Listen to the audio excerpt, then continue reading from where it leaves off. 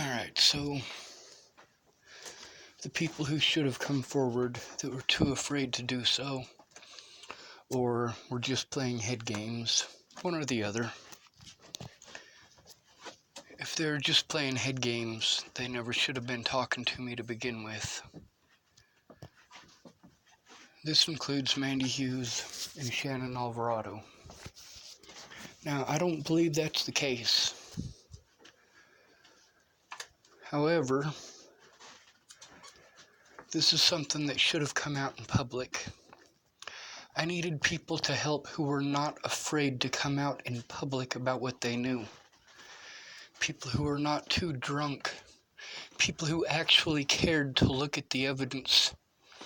The only people who actually cared to look at the evidence and actually go through it were the people who hate me.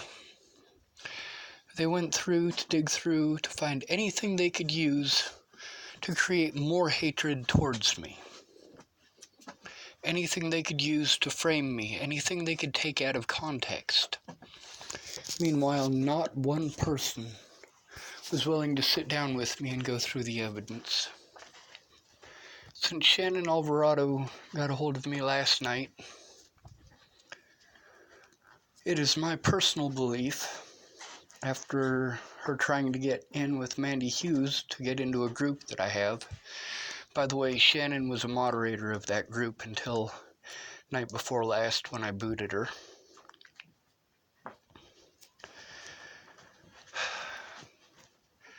It's my belief that they want to show all of the mean shit that I typed, which I'm actually fine with.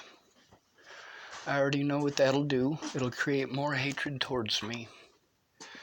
But I'm already used to that. I don't care how many people hate me. I care about the truth coming out. And the truth is, I am an asshole. Because I have to be. Shannon Alvarado knew that Kara Johnson Miles woman was doing some fucked up shit, and Shannon never came forward about it. She needed to come forward in public about it. If you care about me and you care about my well-being, you would put it out there for the public to see. You can put out that I'm an asshole, but you need to put it out there for the public. You need to speak out in public if you want to help me. None of these people did. They were too busy talking over me. Shannon Alvarado is the worst at that. Now, when it comes to her putting those little, what do you call them? The little voice message things, is that she gets to take cheap shots at me because I can't interrupt her. I can't interrupt her the way that she does me.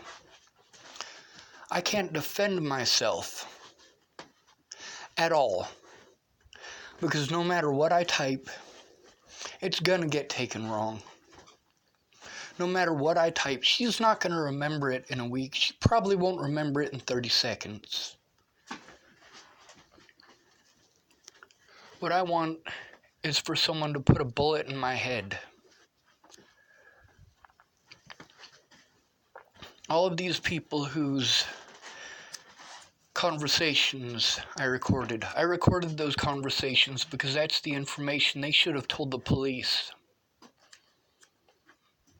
And Shannon Alvarado not being able to calm herself long enough to hear what's going on. Her wanting to make it story time, make it about Shannon every single time. When I call her up, hoping that she'll listen. Every single time that I was in Virginia and I called her and she said that she would listen, I start telling her how the way that she acted while I was there, the way that she interacted with Rick, the way that she interacted, fucking scared the hell out of me, made me too afraid to speak. And when I did try to speak, she would talk over me anyway, so it didn't matter what I said. No matter what, I was never going to be heard by Shannon Alvarado. That's why I needed actual professional help, but I couldn't get professional help without Shannon Alvarado coming forward about what she knew. and Katie Cahill coming forward about what she knew. Now, mind you, the stuff that they should have said in public, I did record in those conversations. Some of it, but not all of it. And a lot of the information that needed to come out was in the phones that was stolen, and I needed help with that too. That's the problem. When you basically only know a bunch of druggies and alcoholics, because America is full of druggies and alcoholics, and people who aren't druggies or alcoholics are not accepting of people who are different. It's a very complicated thing to deal with. Now, I never hid the fact that I smoke marijuana, and I'm not going to, not ever. That's the wrong thing to do. However, what people like Katie Cahill and Shannon Alvarado and Mandy Hughes weren't paying any attention to is the fact that the term mentally ill prevents me from being heard without someone going in with me. And how am I going to get someone to go in with me when I can't even get those people to listen? Now, don't get me wrong, Mandy Hughes is a hell of a good listener, actually. And she actually wanted to help, and she actually could have helped. But the fact that she was too afraid to come forward in public about it meant that I had to do it for her. See, I was made a target by the public, or I was made a target by the Bollingers and by the police to the public, and the media helped. And at no point in time have I been able to defend myself or show evidence at any point in time. This was too big, too major a situation for me not to be allowed to defend myself. Now, I already knew my family was a bunch of druggies and they weren't going to help. I already knew that. I already knew that they weren't going to listen, that they didn't actually fucking care about me. And that's something that sucks to have to admit, that my family never gave a fuck about me, ever. I had to pull on my dad's pride in order to get him to help, but he didn't actually help. That's the thing about these people. The only thing they could actually do to help is to look at the evidence, write down what they knew, go in with me to make the police do their jobs, or come out in public themselves. Sandwiches aren't going to help. A roof over my head doesn't help. That is temporary fucking band-aids. And I don't need temporary band-aids. I need actual help. Now, I believe that the reason Shannon Alvarado, in a group that she was the moderator of, wanted to ask if Mandy Hughes could join that group is because they're going to these Natalie groups and posting up all the mean shit that I had to type to them. I begged everyone who said that they would help me to kill me, because none of them actually helped. Shannon Alvarado was a witness. She's the one who let me know what Kara Johnston Miles was up to.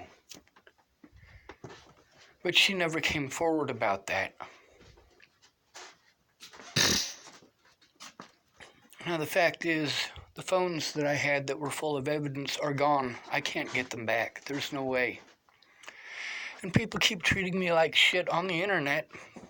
Show us evidence, motherfucker. Well, fuck you too, bitch. I'll block your ass. I will hide your comments. I don't mind. If you're going to be an asshole to me, there's only so much of that I'm going to take. I need help. Actual fucking help.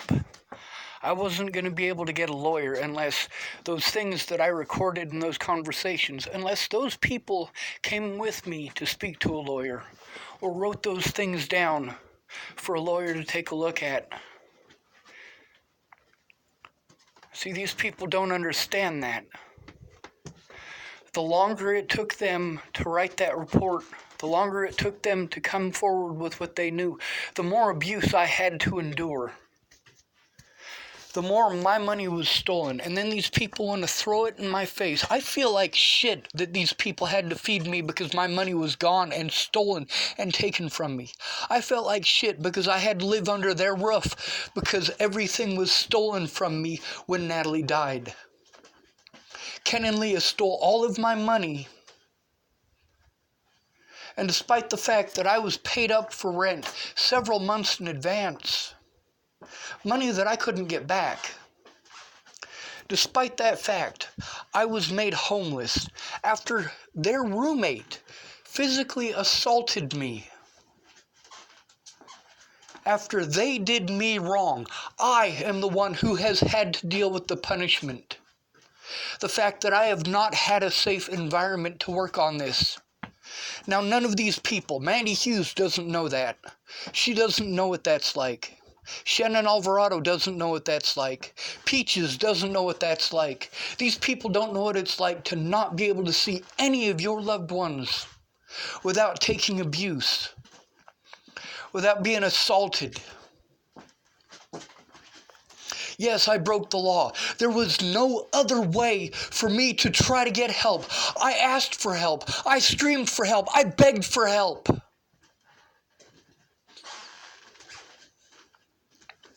Now, you see, those cops came right over when Miss Perry called them about me being suicidal.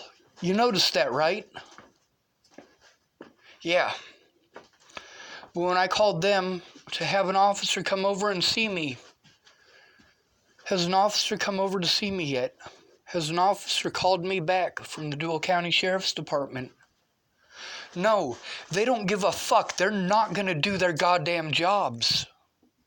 They're not going to investigate shit because they are hell-bent on hiding the fact that they did wrong shit before Natalie died.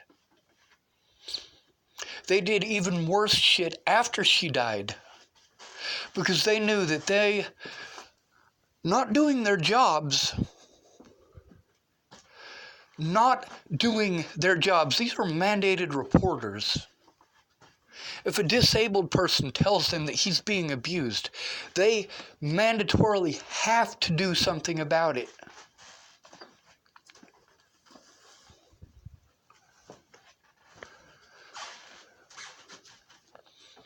Now, there's some stuff that I have to do. I have to take Derek Jepson to court for threatening me. I don't want to do that. I love the Jepsons, including Derek. But this shit needs to be fucking documented, and the truth needs to come out for the whole world to see. That's what these people aren't understanding. The hatred that I have to deal with, the threats that I have to deal with, the poverty that I have to deal with, the fact that I can't take care of myself, I can't take myself to appointments, I can't do any of that because of the things that were done to me. And because police across the board did not want to do their fucking jobs. When Natalie was killed, a lot of police officers, because of the news, thought that I had done it, just assumed my guilt. Downstairs.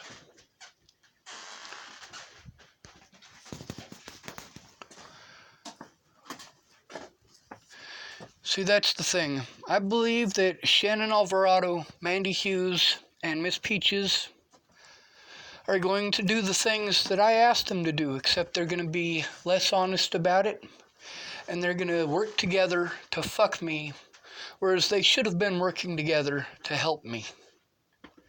They should have actually kept their word. I don't believe that they will. I don't believe they have any interest in doing that.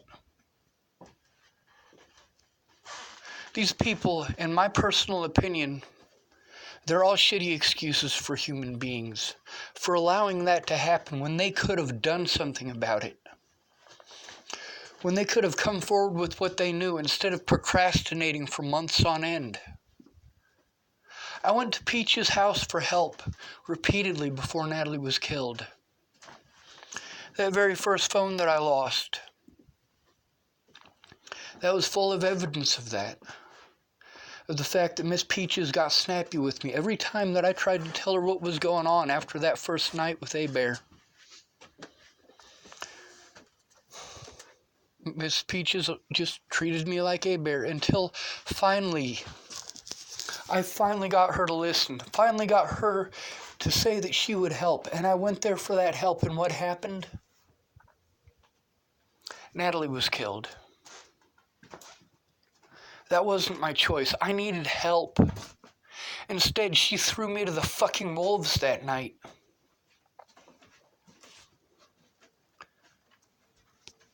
That's the same thing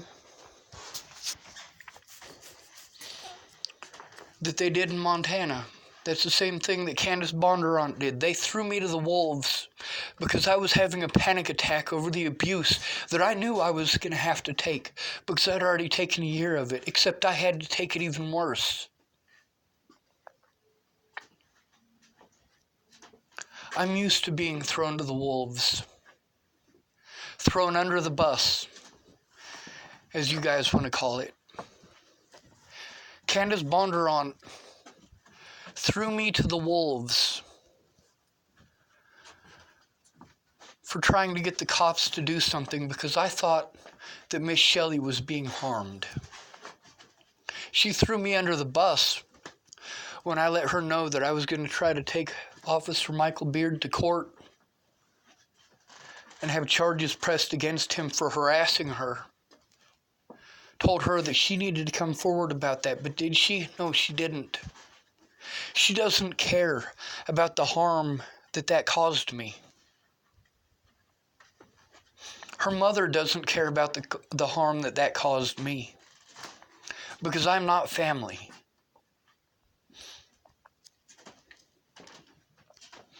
See, that's the thing. That's the thing that pissed me off about all of these people. Is that first they threw me to the wolves, then they threw me under the bus to save their own asses because they threw me to the wolves. You goddamn right I'm going to speak out. Nobody should have to go through this.